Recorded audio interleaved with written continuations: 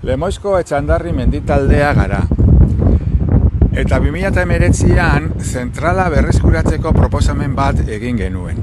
Horretarako planteamendua aldatu behar zela eta zentral nuklearraren ordez zentralak okupatzen duen naturguneaz hitz egitea pentsatu genuen.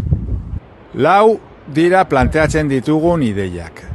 Lehenengoa, zentralak okupatzen dituen 180 hektarea, Lemoizko itsaslabarrak naturgunearen erdian daude.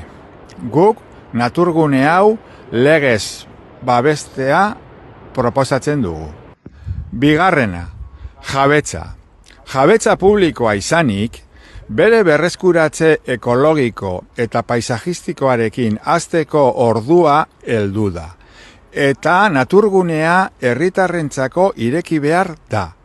Guk ibilbide sare bat proposatzen dugu. Hirugarrena, jasangarritasuna. Gure helburua Lemoizko garapen ekonomiko jasangarria sustatzea da.